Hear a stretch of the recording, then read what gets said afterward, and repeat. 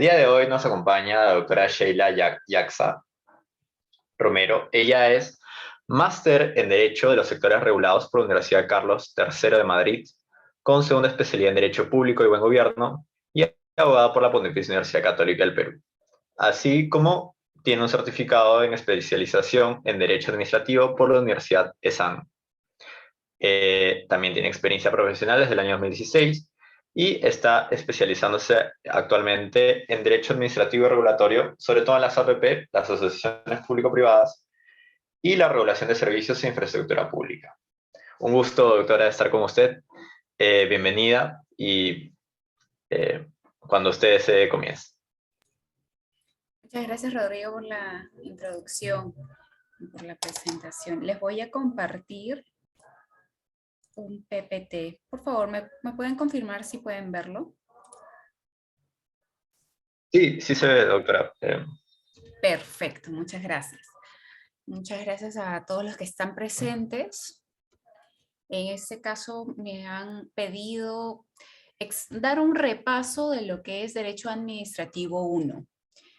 Y para que ustedes para poder llevar a cabo este taller, yo quisiera que ustedes piensen el vínculo que existe entre la administración pública y un administrado.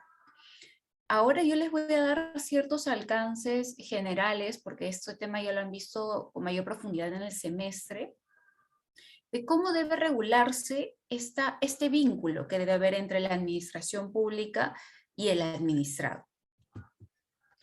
Para empezar, cuando hablamos de derecho administrativo, vamos a tener que pensar en el interés público, porque el derecho administrativo tiene como fundamento la tutela del interés público. Entonces, ahora, nosotros podemos decir la palabra muy bonita, ¿no? Interés público, pero ¿qué significa el interés público? Morón nos dice que es el valor o importancia de un bien para una persona o un grupo por el provecho o utilidad que reporta, ¿ok? Valor, que le otorga o importancia de un bien para una persona o grupo. Pero, ¿qué es el interés público? Para ello tenemos que dar un paso más adelante. Escola nos dice que es el resultado concreto de un conjunto de intereses personales compartidos y coincidentes en un grupo mayoritario de individuos que se asigna a toda una comunidad como consecuencia de esa mayoría. Entonces, valor estamos hablando desde una perspectiva individual, persona, grupo. Pero cuando hablamos de interés público, ya hablamos de un conjunto de intereses que son coincidentes entre un grupo de personas o varios grupos de personas. También, ¿qué nos dice el Tribunal Constitucional? El Tribunal Constitucional, en reiterada jurisprudencia, ha señalado que se denomina como interés público al conjunto de actividades o bienes que por criterio coincidencia la mayoría de ciudadanos estima meritúa o tasa como algo necesario, valioso o importante para la coexistencia social. Como se pueden dar cuenta, el Tribunal Constitucional de alguna manera está tomando como propia la doctrina que ya nos dice Escola.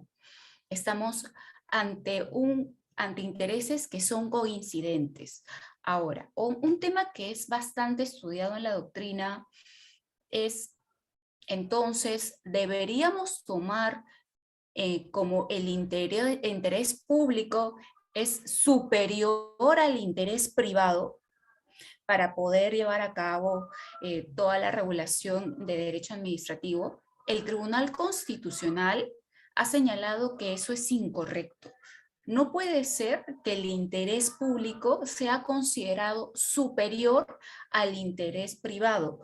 Por el contrario, el interés público tiene que ser el conjunto de intereses privados. Y si estamos ante un interés privado que es contrario o no coincide con el interés público, pues lo que debería ocurrir es que cuando se tutele el interés público, no debería irse en contra del interés privado. O sea, no debería decirse no al interés privado, no debería prohibirse o restringirse el interés privado.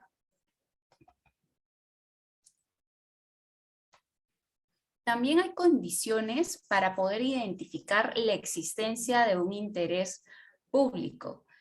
En primer lugar, tiene que haber un contenido concreto, es decir, el interés público tiene que ser identificable, no puede ser un interés público abstracto. También el interés público tiene que tener en cuenta que lo que puede ser interés público en este momento no necesariamente tiene que ser interés público en 1 año, 2 años, incluso mañana. ¿Por qué? Porque el interés público es variable según el tiempo y el lugar.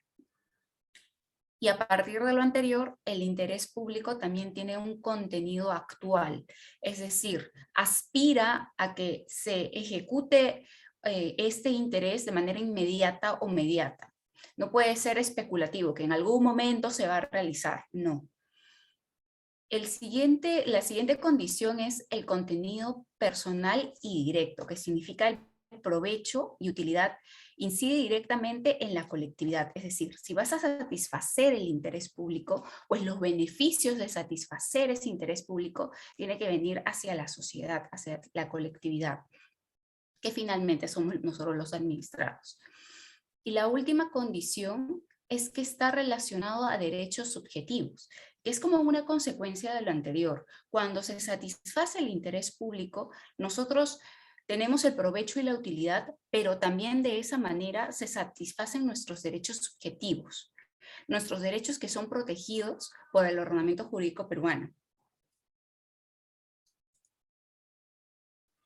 Ahora, partiendo de que ya si existe el derecho administrativo es porque este tiene su fundamento en el interés público, tenemos que pasar a un siguiente escalón. ¿Cómo se manifiesta la administración pública respecto al administrado? Para poderse manifestar la administración pública, tiene lo que se denomina el acto administrativo. El tubo de la LPAG ya nos otorga todos los elementos necesarios para poder identificar la existencia de un acto administrativo. Vamos a ir paso por paso con esta definición que nos da el tubo de la LPAG. Son actos administrativos las declaraciones de las entidades. Cuando nos dice las declaraciones, nos está diciendo la entidad pública tiene que manifestar qué es lo que quiere, o sea, qué es lo que quiere regular, ejecutar, en fin. Es una declaración, pero no de voluntad. Hay cierta doctrina que no debería tomarse en cuenta que dice, es una declaración de la administración, una declaración de voluntad de la administración pública. Es incorrecto. En esos casos tenemos que leer otra doctrina, la mayoritaria, que señala, no es que estamos ante una declaración de voluntad. ¿Por qué? Porque si bien las entidades públicas está conformado por personas, todas estas personas lo que hacen es evaluar la normativa y a partir de esa normativa tener una decisión que va a manifestarse en un acto administrativo. Entonces no es tanto de voluntad, sino hay un juicio, un razonamiento jurídico de por medio. A ver, son actos administrativos las declaraciones de las entidades que en el marco de normas de derecho público. Siguiente elemento importante. Si vamos a estar ante un acto administrativo, es porque la declaración de la entidad pública está siendo manifestada en razón a la aplicación de normas de derecho público. Si la entidad pública está aplicando normas de derecho privado, posiblemente estemos ante una actuación particular de la entidad pública en cuestión. O sea, imaginemos un contrato netamente civil. La administración pública puede firmar contratos de arrendamiento si es lo que quiere, pero no es que el contrato de arrendamiento vaya a ser un acto administrativo, no lo es. Un contrato de arrendamiento se rige por el Código Civil. Entonces, eso no va a ser un acto administrativo. Vamos con el siguiente elemento. Son actos administrativos las declaraciones de las entidades que en el marco de normas de derecho público están destinadas a producir efectos jurídicos sobre los intereses, obligaciones o derechos de los administrados. Entonces, una declaración de una entidad pública que va a aplicar normas de derecho público, pero tiene por objetivo producir efectos jurídicos sobre un administrado, ya sea sobre sus intereses, sus obligaciones o sus derechos. Imaginemos, un administrado quiere iniciar un negocio y para eso va a tener su establecimiento y bueno, el administrado va a tener que ir donde la municipalidad, va a presentar una solicitud y finalmente, si cumple todos los requisitos, la municipalidad le va a otorgar su licencia de funcionamiento. Entonces, esa licencia de funcionamiento va a satisfacer su interés, ¿se dan cuenta? Lo mismo respecto a los derechos. Se me viene a la mente el ejemplo de un administrado que puede solicitar una pensión a la ONP. Cumple con todos los requisitos, le solicita a la ONP y la ONP le otorga su pensión mensualmente, ¿no? Se les está satisfaciendo un derecho. Y el último elemento que la mayoría suele olvidarse en pregrado, pero es muy relevante, que todo lo que hemos mencionado hasta el momento tiene que darse en una situación concreta. En el ejemplo que yo les estaba dando, es el administrado que quiere abrir su negocio en un determinado lugar y en un determinado tiempo, obviamente, poner su negocio y abrir un establecimiento. Es esa situación concreta. ¿Esto de qué lo diferencia? Y esta es una pregunta bastante usual, ya sea en exámenes exámenes de pregrado, incluso exámenes de grado. ¿Cómo diferenciamos entonces al acto administrativo de una norma? Porque pareciera una norma regulada, norma de derecho público. Porque finalmente cuando se emite la norma es porque la entidad pública, imaginemos un reglamento, es porque finalmente la entidad pública quiere regular sobre algo en específico, una declaración, va a tener efectos como una norma de derecho público y va a tener por finalidad producir efectos jurídicos sobre los intereses, derechos, obligaciones de los administrados. ¿Qué es lo que diferencia una norma de derecho público de un acto administrativo? La situación concreta. Porque el acto administrativo tiene por objetivo producir efectos en una situación concreta, diferente a una norma. Incluso en exámenes de grado hacen la pregunta de ¿qué se diferencia un acto administrativo de un principio? Porque también parecería que cumple con todo lo demás. Mientras el principio, la norma, tienen por finalidad irradiar todo el ordenamiento, el acto administrativo no. Situación concreta. Ahora, ¿qué no es un acto administrativo? Hechos de la administración.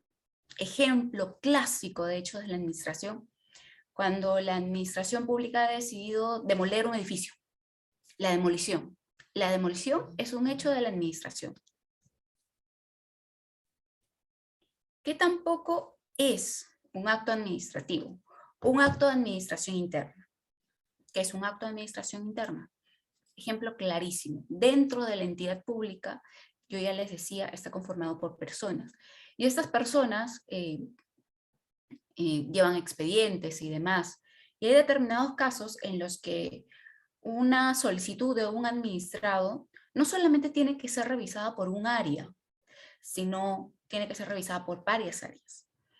Entonces, para poder pasar este expediente de área a área, van a tener que elaborar unos memos, ¿no? Memos internos. Esos memos de trasladar el expediente es un acto de administración interna que evidencia la organización propia de la entidad pública, pero no tiene ningún efecto respecto de los administrados. ¿Qué tampoco es un acto administrativo? Los contratos administrativos. ¿Por qué? Porque acá ya estamos ante el ámbito del vínculo contractual de la administración pública.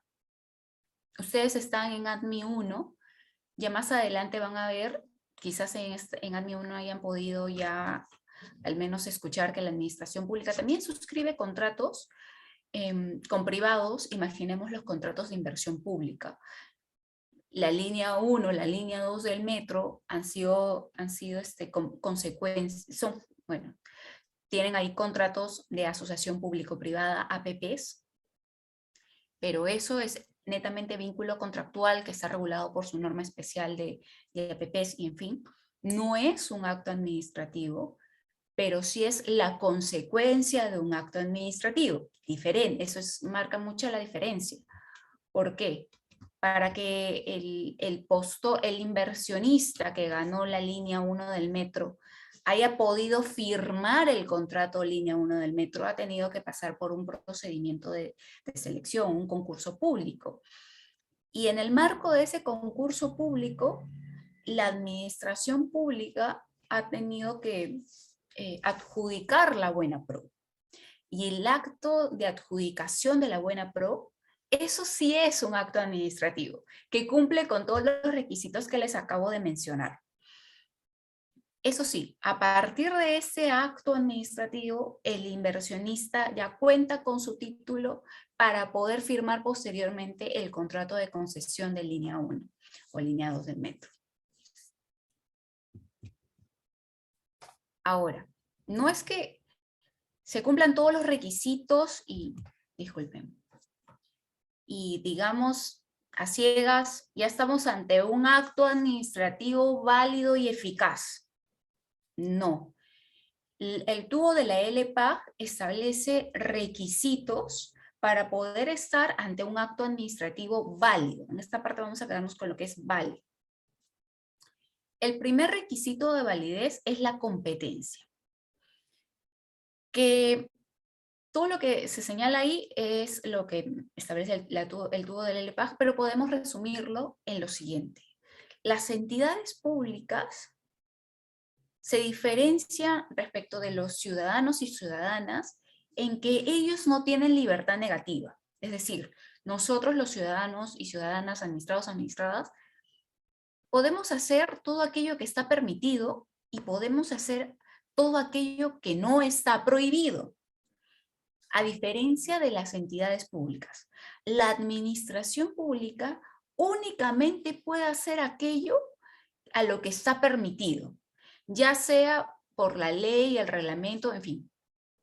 Tiene que existir una norma que le otorgue, que le dé validez a ese actuar de la administración pública. Y ya sea en razón de la materia, del territorio, grado, tiempo o cuantía. Siempre los actos de la administración tienen que estar validados en una norma. El siguiente requisito de validez es el objeto. Esto quiere decir que el acto administrativo tiene que decirnos expresamente cuál es su contenido, cuál es su objeto, cuál es la razón de ser, cuál es su finalidad.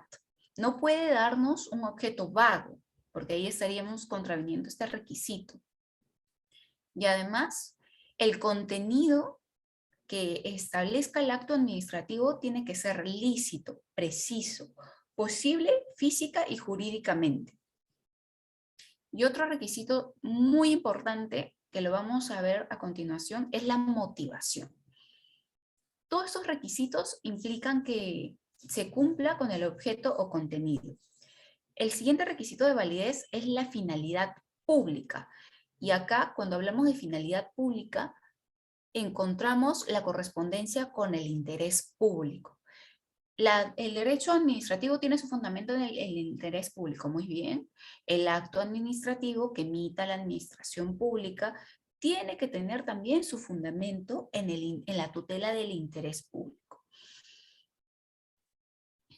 Entonces, no puede ocurrir que se emita un acto administrativo que tenga por finalidad satisfacer un interés personal de la autoridad o a favor de un tercero así nomás. No, siempre debe haber una finalidad pública que se debe tutelar.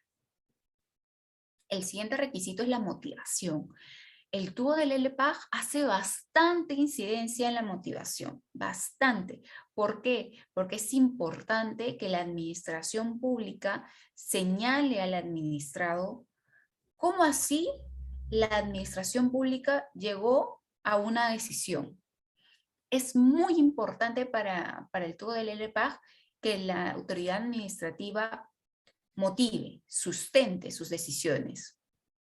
De ahí que acá el tubo del LPAG disponga que el acto administrativo debe estar debidamente motivado en proporción al contenido y conforme al ordenamiento jurídico. No puede ser que estemos ante un acto administrativo que no tenga una motivación suficiente, porque en esos casos vamos a estar ante un acto administrativo nulo, que vamos a ver más adelante. Y el último requisito de validez es el procedimiento regular. Para emitir un acto administrativo, dentro de la administración pública se tiene que cumplir una serie de actos. Que el expediente tiene que ser evaluado por el área A y luego tiene que ser evaluado por el área C, que se necesita la firma del funcionario D. Todo lo que establezca el ordenamiento respecto al procedimiento se tiene que cumplir. De ahí que sea importante el procedimiento regular. Entonces, ¿esto por qué también es muy importante? Por el debido procedimiento. Se debe cumplir con todo. De otro modo, estás posiblemente vulnerando el derecho de debido procedimiento del administrado.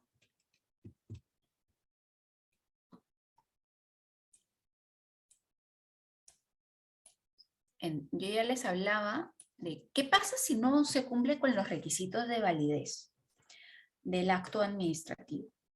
Pues vamos a estar ante un acto administrativo nulo, porque se está vulnerando el ordenamiento jurídico en relativo a la emisión de un acto administrativo. Entonces, en principio, todos los actos administrativos se presumen válidos. ¿Y esto por qué? Porque se da beneficios en la práctica. No es que la autoridad administrativa y la administración pública van a estar constantemente probando la validez del acto administrativo, no, si se presume que es válido, pues es válido. No le va a eximir a la autoridad administrativa de acreditar, convencer o declarar la conformidad legal de su acto. También cuando la autoridad administrativa emita y notifique este acto administrativo va a ser exigible. Imaginemos si el acto administrativo es imponer una multa. Si se impone una multa, pues la administración pública va a poder desde ese momento exigir el pago de la multa al administrado. También fundamenta la obligación de cumplir el acto administrativo por todos los administrados. Y si bien el administrado puede en algún momento señalar que ese acto administrativo es nulo, la sola alegación no afecta la validez, pero si en el marco del procedimiento se determina que el acto administrativo es nulo, pues tiene que declararse nulo y por lo tanto dejar de tener efectos. Y el último beneficio de esta presunción de validez de acto administrativo es que delimita la posibilidad de nulidad de actos administrativos para los supuestos claros en los que se destruyen la presunción, no para vicios relevantes.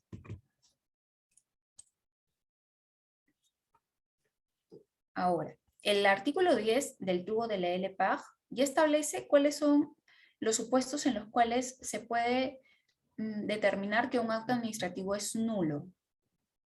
El primer supuesto es facilito.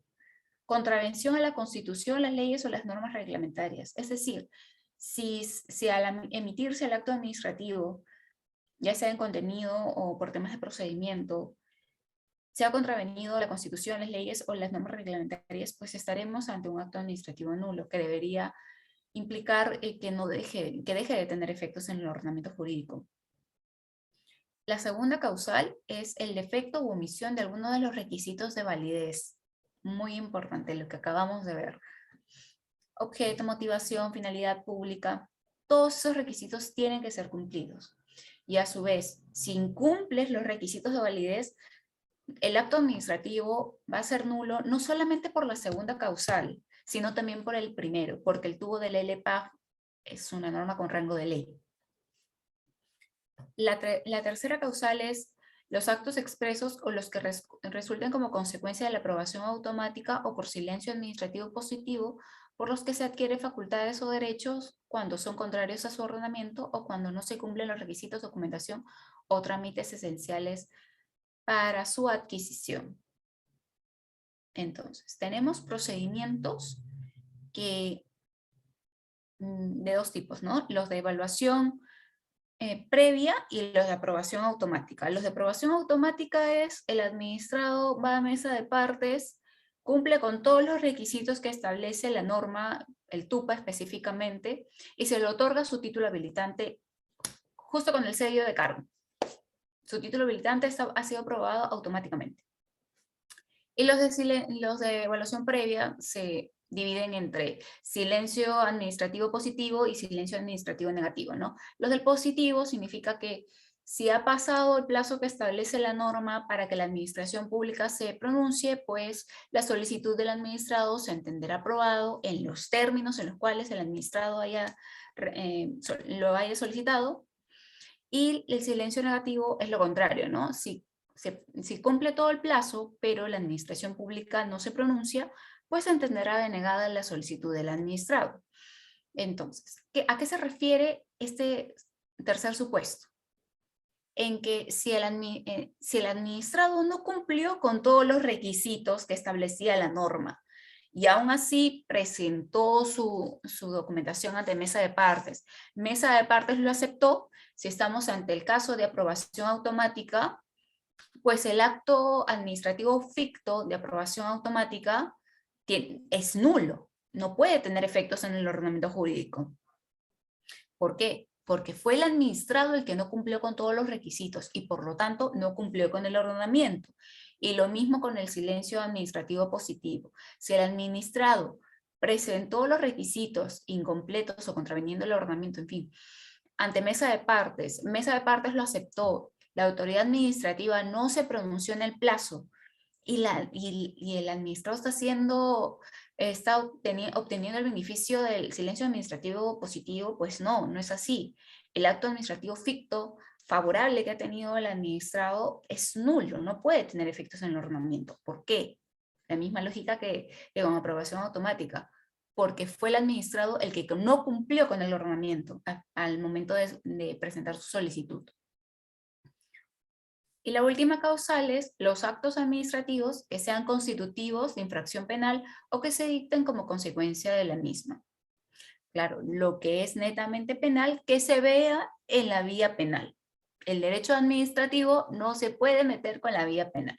Si se mete, eso será nulo. A partir de estas 4 causales, la doctrina señala que si se va a declarar la nulidad de un acto administrativo, pues tenemos que estar ante un supuesto en el cual el vicio tiene que ser trascendente, incurrido al momento de su producción. Si estamos ante un vicio no trascendente, sin relevancia, no se afecta a derechos de terceros, no se afecta a nada, podríamos decir que se va a conservar el acto. Entonces, vicio trascendente, declaración de nulidad de acto administrativo, que implica que el acto administrativo no puede tener efectos en el ordenamiento jurídico, nunca pudo tener efectos en el ordenamiento jurídico.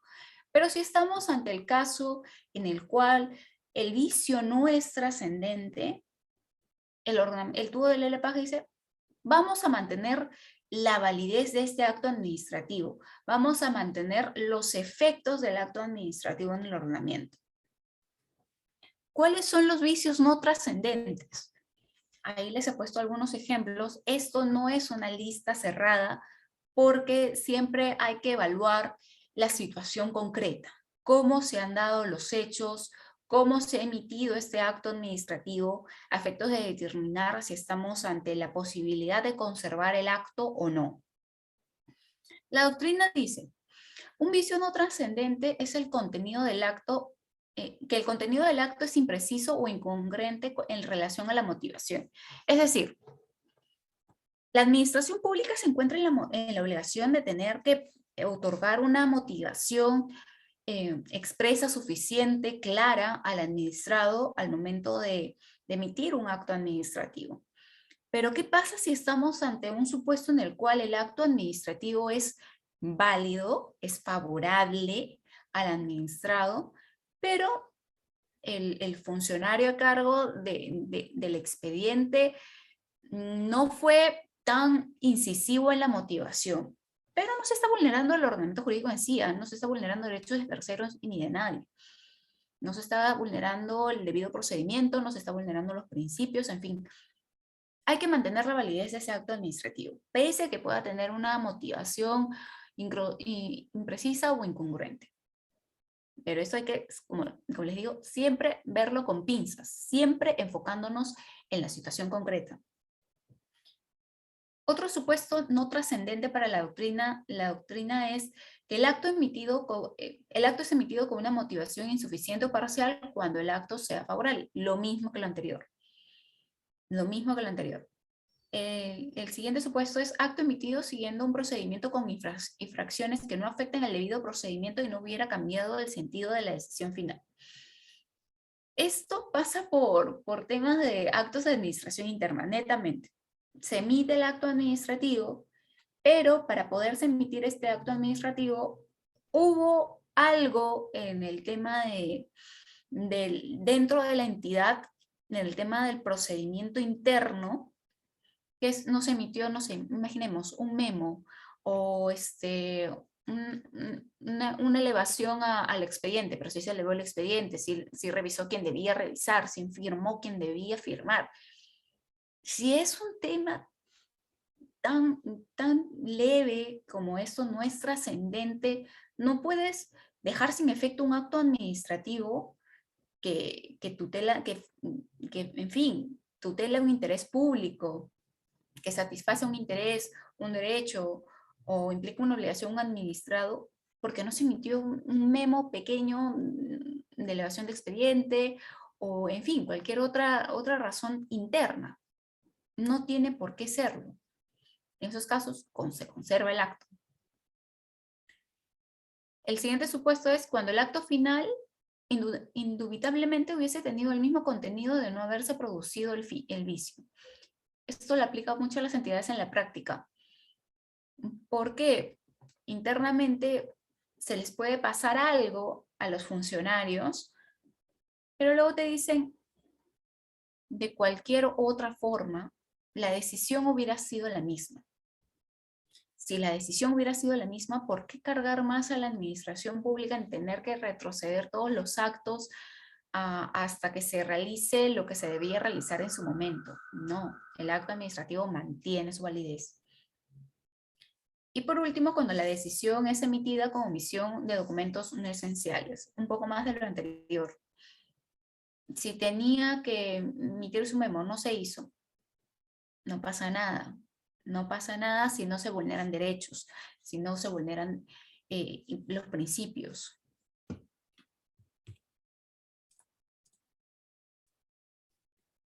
A partir de lo anterior, tenemos que encontrar entonces la diferencia. ¿Cuál es la diferencia entre la nulidad del acto administrativo y de la conservación del acto administrativo? En la nulidad siempre se va a enfocar en la validez del acto viciado. Es decir, si un acto administrativo está vulnerando el ordenamiento jurídico, pues no puede tener efectos en el ordenamiento jurídico, no puede ser válido. Entonces, se va a privar esa validez, como si nunca hubiera existido. ¿Qué es lo que dice la conservación? Está bien, hubo un vicio, pero este vicio no fue trascendente. Así que vamos a conservar el acto. En la nulidad, la nulidad se reserva netamente para vicios trascendentes, mientras que la conservación se reserva para vicios no trascendentes. Y en el caso de la nulidad, yo les estaba hablando con todo este tiempo de cumplimiento del ordenamiento, que al fin y al cabo significa que si se va a declarar nulo un acto administrativo, es porque se ha incumplido finalmente con el principio de legalidad. La administración pública únicamente puede hacer aquello lo que establece el ordenamiento. Si vulnera eso, pues se ha vulnerado el principio de legalidad y se tiene que declarar nulo el acto administrativo. Y en el caso de conservación, dice, vamos a conservar el acto porque a pesar que tiene un vicio no trascendente, ¿por qué? Porque tenemos que valorar el principio de eficacia y celeridad de la actuación administrativa. Estos dos principios los vamos a ver en unos momentos, pero tienen que ver con que no cargues a la administración pública. La administración pública existe para tutelar el interés público. Entonces, si va a tutelar el interés público, que logre el objetivo. Y cuando lo logre, para lograrlo, que actúe con celeridad. Teniendo en cuenta qué es un acto administrativo,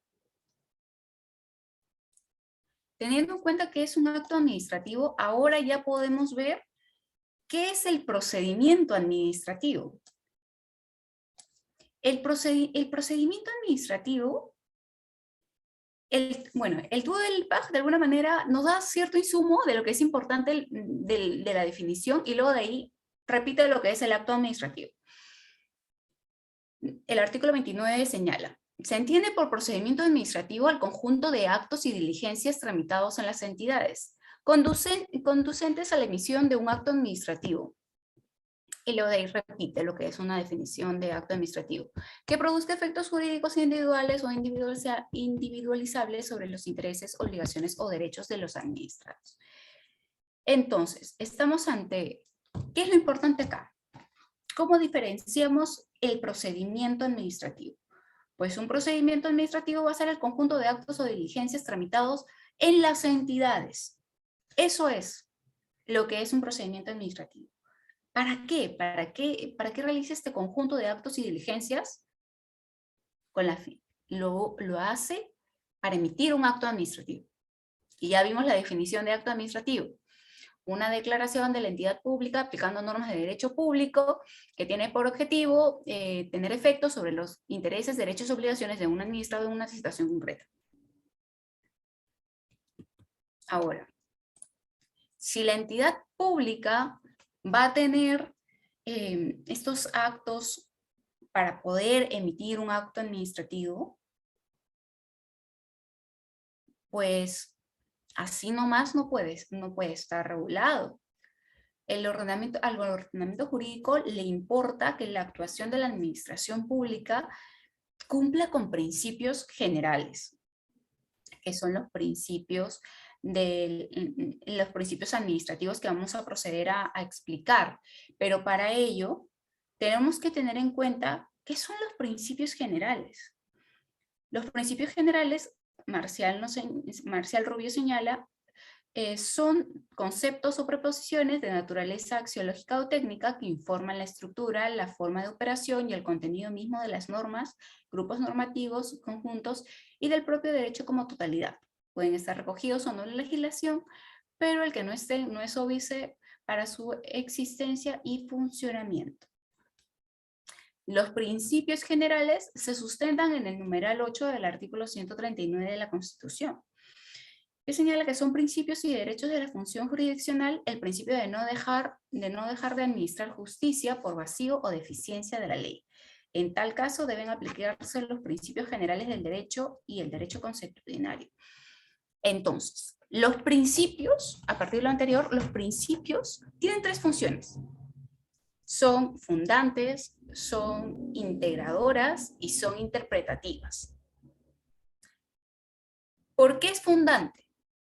Porque el principio siempre va a estar de manera previa a cualquier regulación especial que se pueda emitir. Es decir, si el día de hoy o el día de mañana se va a emitir una norma especial, pues esa norma especial tiene que cumplir con los principios. No puede ser que esa norma especial vaya en contra del principio.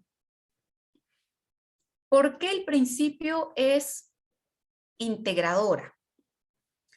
¿Por qué? Si en el ordenamiento, ya sea general, el tubo del LPAG, o en la norma especial, existe algún vacío, alguna laguna, van a ser los principios los que van a dar luces sobre cómo entender el ordenamiento jurídico y otorgar una solución. ¿Por qué los principios son interpretativos? Nos ayudan a la interpretación. Porque en caso de duda de cómo se aplique, ya sea la norma especial o la norma general, van a ser los principios los cuales nos van a dar luces de cómo interpretar la norma. Porque la interpretación que le demos a la norma de ninguna manera puede contravenir el principio. Entonces, ¿qué es lo que nos dice la doctrina? Los principios son finalmente los hilos conductores que unen todo el ordenamiento. Porque son los principios los que nos van a ayudar a entender todo el ordenamiento.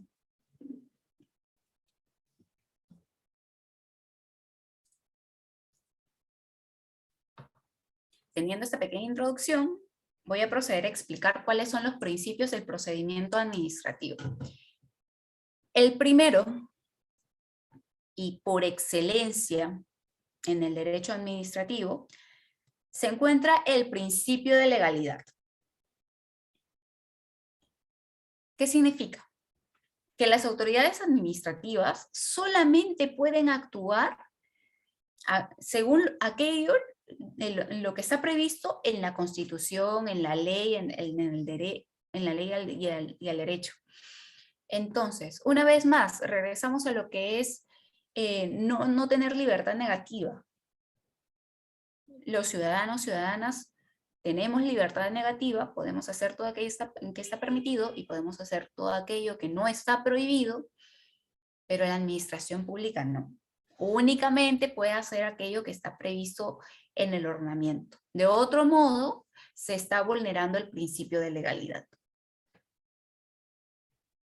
El siguiente principio es el de debido procedimiento, que tiene que ver con, viene, mejor dicho, del principio de debido proceso, lo que está en la Constitución, que toda persona tiene derecho al debido proceso. Dentro de un orden constitucional ya señalado en bastante jurisprudencia que en sede administrativa el debido proceso debe ser entendido como el debido procedimiento y que implican los mismos derechos y garantías. En este caso, el tubo de la LPAG nos otorga ciertos ejemplos de cómo entender el principio de debido procedimiento, pero una vez más, lo que nos dice el tubo del LPAG no es taxativo, solamente es para darnos ciertas luces. ¿Qué significa? Que los administrados tienen derecho a ser notificados, a acceder al expediente, a refutar los cargos, a exponer argumentos, a presentar alegatos complementarios, a ofrecer y producir pruebas, a solicitar el uso de la palabra cuando corresponda, a obtener una decisión motivada, fundada en derecho, emitida por la autoridad competente y en un plazo razonable, y a impugnar las decisiones que les afecten.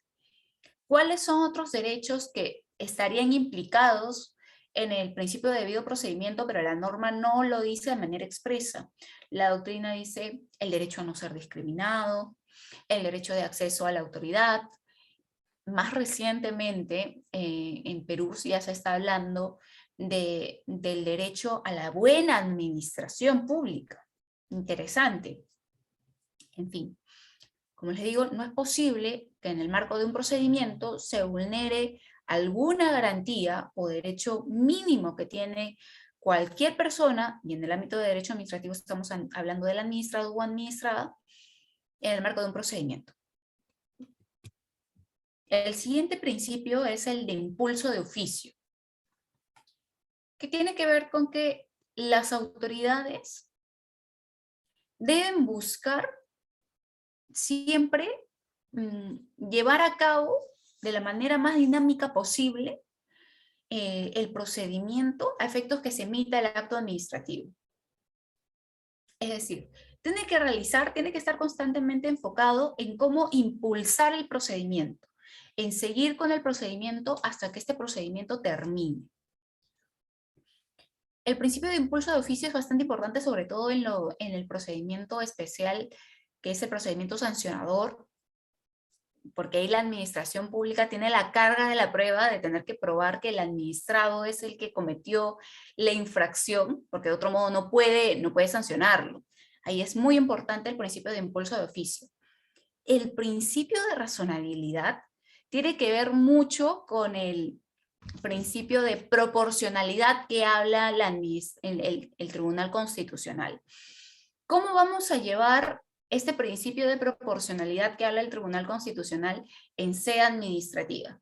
Pues por medio del principio de razonabilidad, que establece que si la administración pública va a crear alguna obligación, va a calificar alguna infracción, va a imponer sanción, en fin, cuando tenga una decisión, una declaración, tiene que ser idónea, necesaria y proporcional en sentido estricto.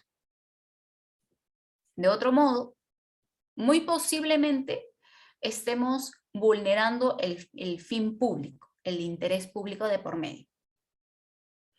El principio de razonabilidad lo estamos viendo bastante últimamente en nuestro ordenamiento.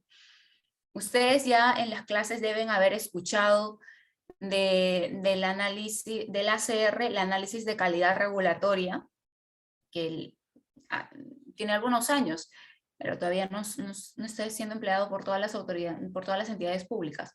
Pero en fin, lo que pide el ACR es que aquellas entidades públicas que tienen la competencia para poder emitir reglamentos y por lo tanto regular procedimientos administrativos, es que estos procedimientos cumplan con el principio de razonabilidad. Es decir, si la administración pública le va a exigir al administrado el cumplimiento de ciertos requisitos, imaginemos, documento A, documento B, documento C, documento D, en fin, todos estos requisitos tengan una razón de ser, tengan que ser razonables, tienen que ser idóneos, necesarios y proporcionales.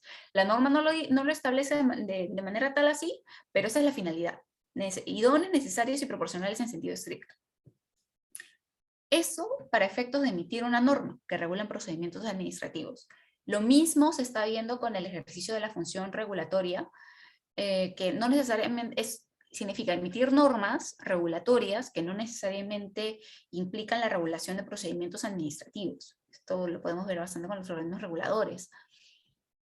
También es lo que se denomina RIA, análisis de impacto regulatorio. La norma le está pidiendo eso a las entidades públicas. ¿Vas a regular obligaciones? ¿Vas a limitar intereses? Muy bien, que sean idóneos, necesarios y proporcionales en sentido estricto. Ahora vamos por el post. Si ya se emitió la norma, ¿cómo corroboramos que la norma cumple con el principio de razonabilidad? Para eso tenemos al INDECOPI, específicamente la Comisión de Eliminación de Barreras Burocráticas. Y la Comisión de Eliminación de Barreras, en esos casos tienen que si un administrado va y denuncia a una entidad pública porque una disposición administrativa constituye una barrera burocrática, la comisión lo que va a hacer es evaluar el análisis primero de legalidad y luego el análisis de razonabilidad. El análisis de legalidad es prácticamente analizar si se ha cumplido con el principio de legalidad. Ahí tiene unos 3 peldaños de análisis de la comisión, que no quiero marearlos. Centrémonos en el siguiente análisis, que es de razonabilidad. También tiene sus propios peldaños de análisis, pero al fin y al cabo lo que pide la comisión es: voy a evaluar si esta disposición administrativa es idónea, necesaria y proporcional en sentido estricto. ¿Se dan cuenta de la importancia del principio de razonabilidad? Muy importante. Inclusive para todo tipo de procedimiento, diría yo. También para los procedimientos sancionadores, porque si bien en la parte especial existe el principio de razonabilidad, ese principio de razonabilidad tiene su base del procedimiento sancionador, ante la potestad sancionadora, tiene su base en este principio de razonabilidad de la parte general. ¿Por qué? Porque si le vas a imponer una sanción al administrado, esta sanción tiene que ser razonable, es decir, tiene que ser justo el incentivo necesario para que el administrado se disuada de no continuar incumpliendo con el ordenamiento.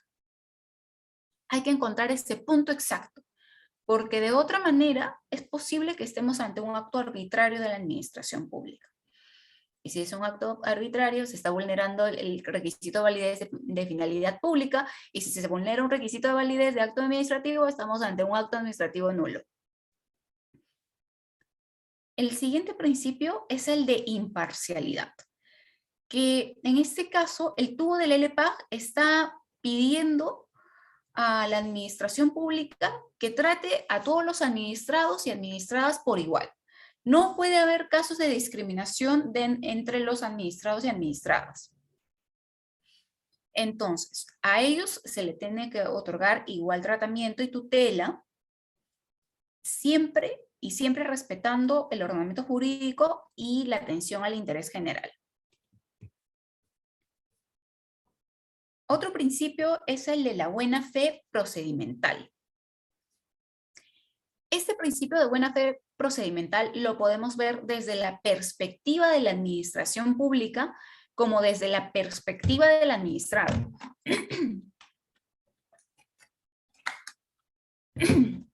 Cuando vemos, disculpen, cuando vemos el principio de buena fe procedimental de la administración pública, lo que le está diciendo el tubo de la LPAG a la administración pública es: oye, autoridad administrativa, no vulneres el ordenamiento, no cometas actos de corrupción, cumple con el ordenamiento jurídico. ¿Y qué está diciéndole el principio de buena fe procedimental al administrado? Le está diciendo: si tú, administrado, ves algún error por parte de la administración pública, no te aproveches de eso. No te aproveches. Claro ejemplo, el que les di hace un momento. Tenemos a un administrado que tenía su solicitud regulado como procedimiento administrativo de aprobación automática. El administrado va a mesa de partes, presenta su solicitud, incumpliendo con todos los requisitos que establece la norma. Y aún así, mesa de partes le sella el cargo de recibido. El administrado no puede decir así nomás: ya tengo mi título habilitante, voy a hacer gozo de mi título habilitante obtenido por aprobación automática. Ya estoy tutelado por el ordenamiento y nadie puede desconocer este título habilitante. No, el principio de buena fe procedimental es que el administrado no puede hacer este uso abusivo del ordenamiento. Porque ese acto administrativo ficto que obtuvo es nulo. No cumplió con todos los requisitos que establece el ordenamiento. El siguiente principio es el de celeridad.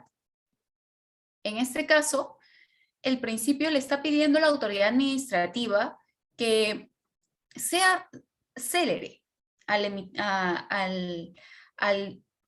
evaluar las solicitudes de los administrados, a llevar a cabo los pasos a seguir para culminar con el procedimiento administrativo. Pero esto no puede implicar la vulneración de derechos de terceros o aspectos fundamentales. O sea, no puede incurrir la administración pública por ser célere en vicios trascendentes. Acá el principio de celeridad dice: está bien, administración pública, lleva a cabo de manera dinámica, rápida, el procedimiento administrativo, pero te estoy diciendo esto para que no te enfoques en los formalismos. Pero ojo, que no puedes vulnerar derechos de terceros, no puedes vulnerar derechos de nadie y no puedes actuar en contra de la finalidad pública, pues, ¿no? El siguiente principio es el de eficacia. Y para que puedan entender el principio de eficacia, alguna vez me dieron este ejemplo y yo dije: tienen mucha razón, de cómo señalar de manera muy gráfica qué es el principio de eficacia. Nosotros podemos entender, a ver, partido de fútbol. ¿Qué es lo que siempre buscamos en un partido de fútbol? Meter el bendito gol para poder ganar. Ese gol decisivo, el que nos permite ganar y el que no nos permitió llegar al mundial, pero en fin, meter el bendito gol. Si se mete ese gol esperado, se está cumpliendo con el principio de eficacia. Eso es lo que busca. Es decir, le está diciendo el principio de la administración pública de haz todo lo que tengas que hacer para poder llevar a cabo la finalidad del procedimiento.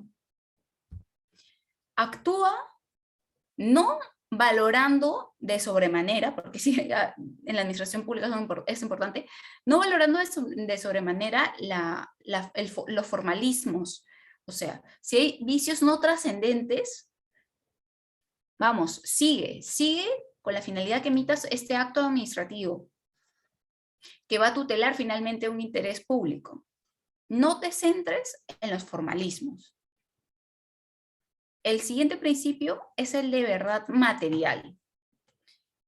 El principio de verdad material significa que la administración pública se encuentra en la obligación de tener que buscar cuál fue la verdad real, qué es lo que verdaderamente sucedió en los hechos y a partir de eso resolver. ¡Wow! Es una obligación bastante grande.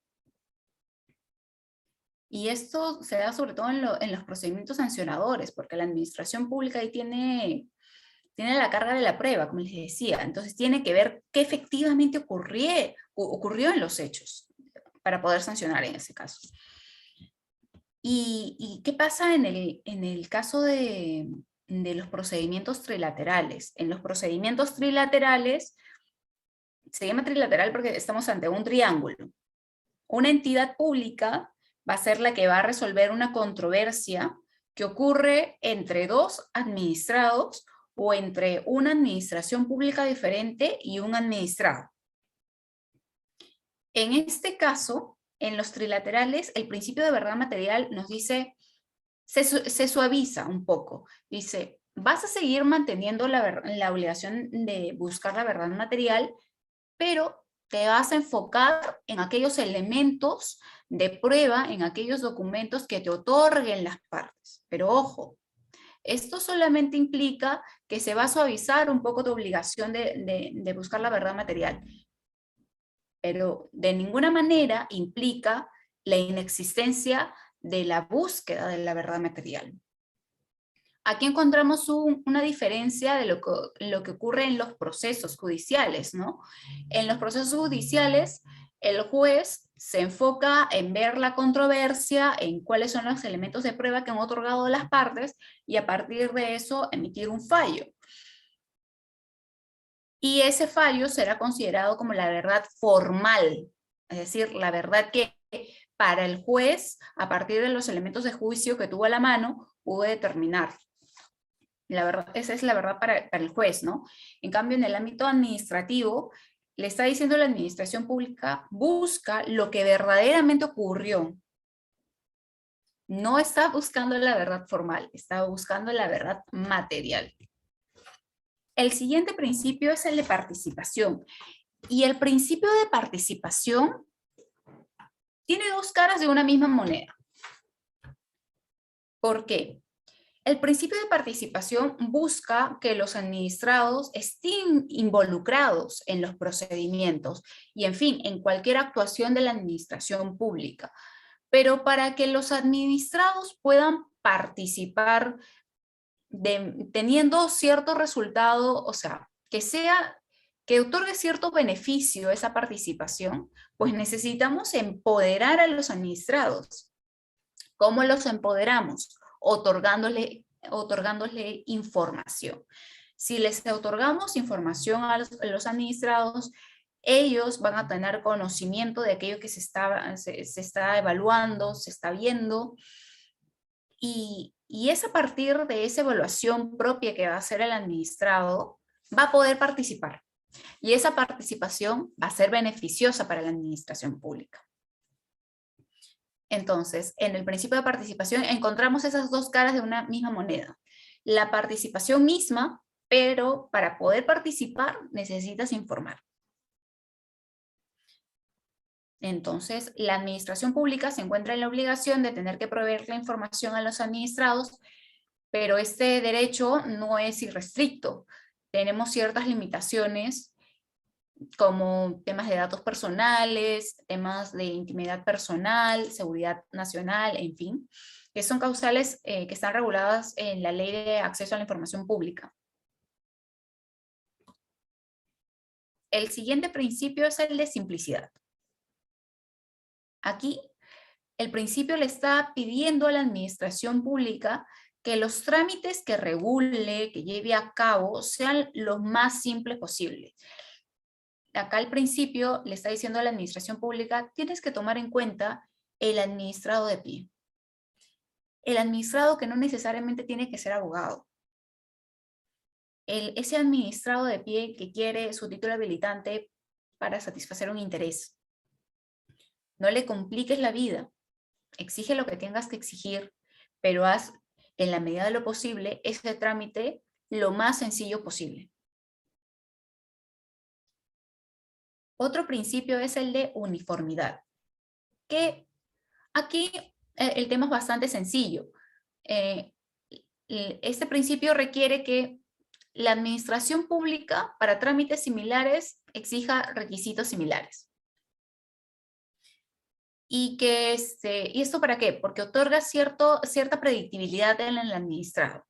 Si el trámite es similar, me van a pedir requisitos similares. Eso ayuda bastante al administrado de pie. Y si va a haber alguna diferenciación, pues la administración pública lo tiene que sustentar. Otro principio que es bastante interesante y cada vez más utilizado en el ordenamiento jurídico peruano es el principio de predictibilidad o confianza legítima. Están relacionados, sí, pero tienen ciertas implicancias diferentes. El principio de predictibilidad quiere decir que si la administración pública ya ha actuado de cierta manera, lo que se espera por parte de la administración pública es que en una situación similar actúe de manera similar. ¿Por qué? Porque eso otorga seguridad jurídica al administrado. Es decir, el administrado ya más o menos sabe qué esperar por parte de la administración pública. Si va a actuar de manera diferente, la administración pública lo tiene que sustentar. ¿Qué significa el principio de confianza legítima? Y esto ha sido incorporado hace unos años, Decreto Legislativo 1272, si no me equivoco, en el año 2016, si no me equivoco, ya, que establece que está relacionado con el principio de predictibilidad, pero tiene cierto matiz diferente, que tiene que ver con el segundo párrafo. Las actuaciones de la autoridad administrativa son congruentes con las expectativas legítimas de los administrados razonablemente generados por la práctica y con antecedentes administrativos, salvo que por razones que se expliciten por escrito decida apartarse de ellos. Entonces, quiere decir, si a mi administrado, la administración pública me ha dado cierta confianza respecto a algo, ahorita les voy a explicar con un ejemplo. Yo espero que la misma administración pública y las demás entidades administrativas lo entiendan así. No puede ser que cierta administración pública me otorga cierta confianza a mí y luego esta administración pública se desdiga, actúe contra sus propios actos, o que otra administración pública diga que no fue así. Les explico con un ejemplo. Yo en la práctica vi un caso bastante interesante. Era un cliente que tenía un barco, un buque, un navío, en fin, es una de estas cosas, y DICAPI le había otorgado el título habilitante, no recuerdo bien, imaginemos, para que sea denominado como barco. Y este tema de si es barco, navío, buque, en fin, tiene repercusiones tributarias. Si eres barco, tributas más que si eres navío, en fin. Tienen ahí sus implicancias tributarias.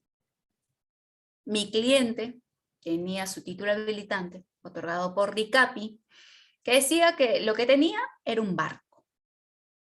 DICAPI, autoridad competente en estos casos para determinar si aquello que tenía el cliente era un barco, un buque, un navío u otra cosa. Ojo, el título habilitante otorga confianza legítima al administrado. Esa cosa que tiene es barco. Muy bien. Y con eso el cliente tributa, pues, ¿no? Tiene que declarar los tributos que corresponden y pagar los tributos que correspondan. Pasan los años y aparece SUNAT. SUNAT le dice a mi cliente, oye, lo que tú tienes no es un barco, es un buque. Así que tú me debes dinero. Tú me debes dinero. Porque el buque implica más tributos. Yo no soy tributarista, pero en fin, implicaba más cosillas ahí. Y uno empieza a leer, ¿cómo así?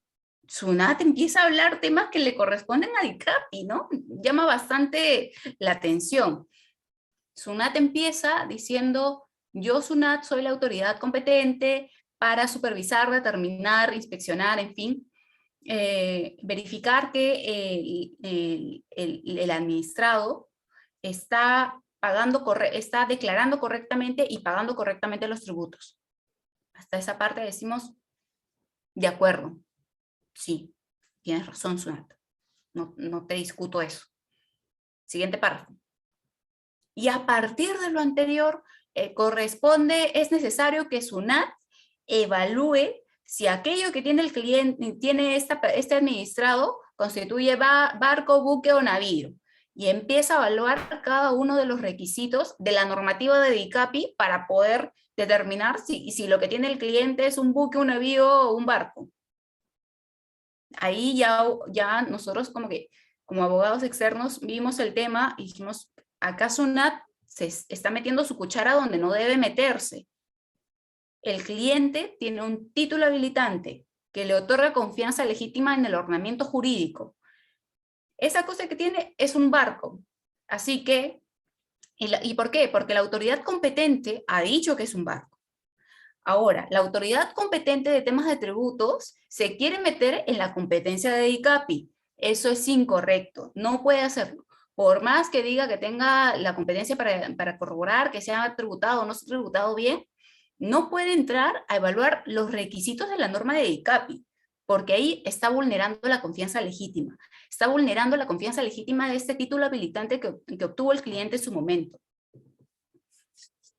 Ahí vemos la importancia. Otro caso que ya es controversial y he visto que ha sido utilizado bastante el principio de confianza legítima es en el tema de la leche Gloria. DIGESA, autoridad competente en temas de alimentos y bebidas, le dijo a Gloria que aquello que tenía, que ese polvo que tenía, era leche.